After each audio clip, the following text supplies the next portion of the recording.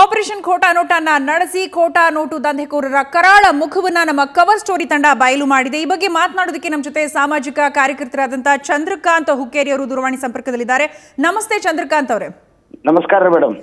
ಈ note ban ಆದ ನಂತರ ಈ ಖೋಟಾ ನೋಟು ದಂಧೆಗೆ ಬ್ರೇಕ್ ಬೀಳುತ್ತೆ ಅನ್ನೋದನ್ನೇ ದೇಶವ್ಯಾಪಿ ನಿರೀಕ್ಷೆಯನ್ನ ಮಾಡಲಾಗಿತ್ತು. ಆದರೆ ನಮ್ಮ ರಾಜ್ಯದಲ್ಲಿ ಈ ಮಟ್ಟದಲ್ಲಿ, ಅದರಲ್ಲೂ ಚಿಕ್ಕೋಡಿ ಮಹಾರಾಷ್ಟ್ರ ಗಡಿ ಭಾಗ ಏನಿದೆ ಅಲ್ಲಿ ಈ ರೀತಿಯಾಗಿ ದಂಧೆ ನಡೀತಾ ಇದೆ. ಅದು 15 ವರ್ಷದಿಂದ ನಡೀತಿದೆ ಅಂತ ಗೊತ್ತಾಗಿದೆ. ಸೊ ಈ ಬಗ್ಗೆ ನಿಮ್ಮ ಪ್ರತಿಕ್ರಿಯೆ?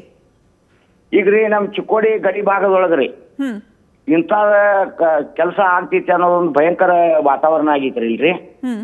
ಮತ್ತ ಇವ್ರ ಒಂದು ಗ್ರಾಮೀಣ ಪ್ರದೇಶದಾಗ ವಾಸ ಇರ್ತಾರ್ರಿ.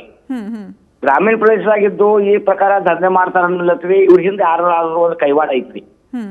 ಯಾರಾದ್ರೂ ಪ್ರಭಾವಿಗಳು ಕೈವಾಡ ಇದ್ದಾಗನೇ ಇವ್ರನ್ನ ಮಾಡ್ಲಿಕ್ಕೆ ಸಾಧ್ಯ.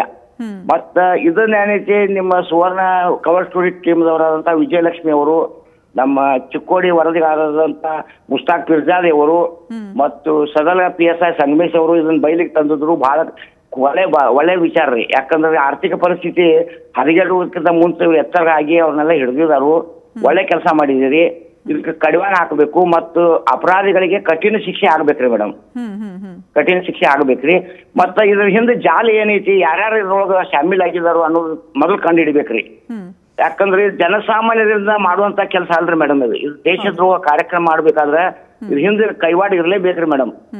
ಯಾರಾದ್ರೂ ಪ್ರಭಾವಿಗಳು ಇದ್ರೊಳಗ ಶಾಮೀಲ್ ಆಗಿದಾರ್ರಿ, ಅವ್ರನ್ನ ಕಂಡು ಹಿಡಿಬೇಕು. ಅವ್ರಿಗೆ ಕೂಡಲೇ ಕಠಿಣ ಶಿಕ್ಷೆ ಆಗ್ಬೇಕಂತ ಹೇಳಿಕ್ಕೆ ಇಷ್ಟಪಡ್ತೇನೆ ಮೇಡಮ್. ಓಕೆ, ಈ ಹಂತದ ಕಾರ್ಯಾಚರಣೆ ನಡೆಸಿದಂತ ಸಂದರ್ಭದಲ್ಲಿ ತಿಳಿದು ಬಂದಿದ್ದು ಪಾಕಿಸ್ತಾನದ ಲಿಂಕ್ ಅನ್ನು ಕೂಡ ಹೊಂದಿದ್ದಾರೆ. ಜೊತೆಗೆ ಮುಂಬೈನಲ್ಲಿ ಇಂದ ಕೂಡ ಹಣವನ್ನ ಪಡ್ಕೊಳ್ತಿದ್ದಾರೆ ಖೋಟಾ ನೋಟುದು. ಅಲ್ಲಿ ಕೂಡ ಲಿಂಕ್ ಇದೆ ಇವರದ್ದು. ವಿಸ್ತೃತವಾಗಿ ದೇಶದಾದ್ಯಂತ ಜಾಲ ಹರಡ್ತಿದೆ ಅಂತ. ಹೌದೌದು, ನಡೆದೈತಂತ ಹೇಳ್ತಾರ್ರಿ. ಆದ್ರೆ ಅವ್ರು ನೋಟುಗಳ ಮೇಲ್ನೋಟಕ್ಕೆ ಒರಿಜಿನಲ್ ನೋಟ್ ಹಂಗ ಕಾಣಿಸ್ತಾವ್ರಿ.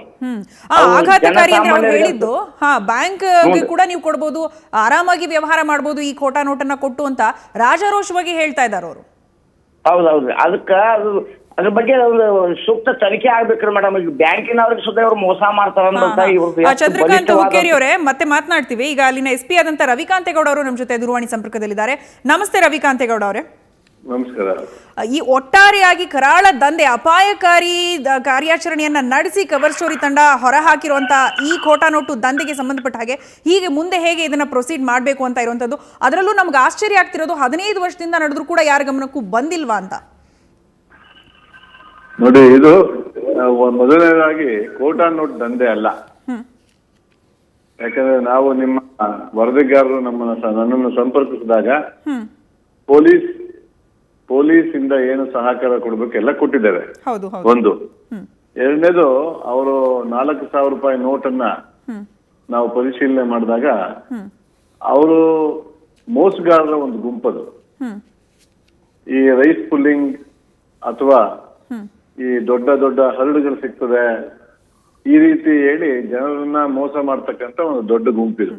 ಅದು ಖೋಟಾ ನೋಟ್ ಅಲ್ಲ ಅಂತ ಹೇಗೆ ಹೇಳಿದ್ರೆ, ಖೋಟಾ ನೋಟ್ ಸಂಪೂರ್ಣವಾಗಿ ಈಗ 1 ಲಕ್ಷಕ್ಕೆ ಹೇಳ್ತೀನಿ ಕೇಳಿ. ನಾವು ಹೇಳ್ತಂಗೆ ಸ್ವಲ್ಪ ಕೇಳಿಸ್ಕೊಬೇಕು ನೀವು. ಹೇಳಿ ಕೇಳಿಸ್ಕೊಳ್ತಾ ಇದೀವಿ, ಹೇಳಿ. 4,000 ರೂಪಾಯಿ ನೋಟ್ ಇವ್ರಿಗೆ ಏನು ಕೊಟ್ಟಿದ್ದಾರೆ ಅದನ್ನ ಬ್ಯಾಂಕ್ ಅಲ್ಲಿ ತಗೊಂಡೋಗಿ ನಾವು ವೆರಿಫೈ ಮಾಡಿದಾಗ ಖೋಟಾ ನೋಟ್ ಅಲ್ಲ.